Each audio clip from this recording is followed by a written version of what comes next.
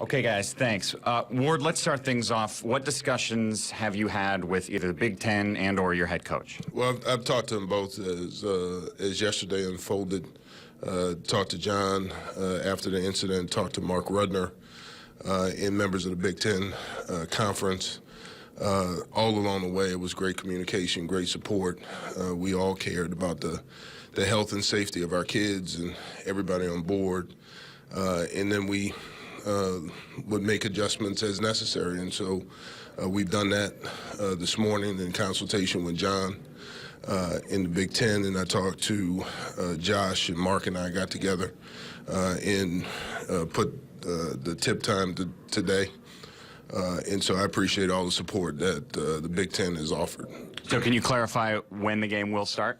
The game will start today at 12:20 tip. Okay. Is that enough time for you and your team? Yeah, John felt that was enough time and for the team to get here to prepare as normal as possible for this contest, which getting in this morning, hour and a half bus ride from Dulles because of traffic, 12:20 gives them about an hour and a half, which is what we normally do when we arrive to the arena. And so John wanted to keep it normal. What went into the discussions on getting back on a plane this morning? Were there talks about trying to get in last night? Were there talks about driving, et cetera? I don't think anybody wanted to get on the plane last night. We were able to secure Delta really stepped up. I give them a lot of credit. They've been a partner of ours for a long time. They really stepped up and provided a plane this morning. But we really didn't talk about getting on a plane last night. We focused on getting them here this morning. Were there any players that were rattled to the point that they didn't want to get on a plane again? No, we asked them all that question, and we would have supported any of them who didn't want to come because they were rattled. We had our mental health staff there last night that met the team, talked to, made sure we reached out to the cheerleaders and the band, talked to all the staff, and we did have a staff person who decided not to come on the trip, and we supported that decision for him.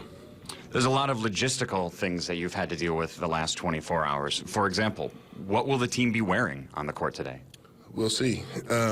The uniforms were stuck on the bottom of the plane.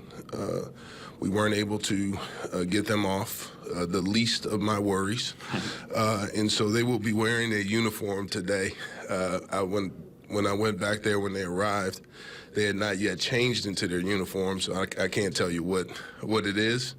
But it'll be a nice uniform. And listen, anything those young men are playing in today, I'm going to love because it's really a situation where we wanted them to be healthy and safe. And they will represent Michigan. They're ready to go. You know, as 18 to 22-year-olds are, they're very resilient. I asked them all individually how they're doing, and all of them are like, great, yeah, we're ready to go. You know, and I'm sitting here expecting, you know, their heads to be down or them to be, you know, wide-eyed, and they're ready to go. And so it's good to see. But it was unbelievable 24 hours. Right. Well, not even 24 hours yet. Right. That was my question, was emotionally, where are your players right now? It sounds like you're saying they're pretty stable. Yeah, according to our staff, our mental health staff, who talked to them as a team, according to John, who obviously has spent a lot of time with them, he feels that everybody is recovered and in a good position, good spot mentally and ready to go. And then I guess the last challenge is for John to somehow get them to focus on just playing basketball. Yeah, and you know what? I was talking to my wife this morning. This may be the first time as athletic director where I always want to win, but the outcome of this game really doesn't. It's irrelevant to seeing them on the court today and to be able to run and play a game and be with their teammates and represent Michigan. We've won already based on what the possibilities could have been. Ward, thanks for your time. We really appreciate it. Welcome. Thank you.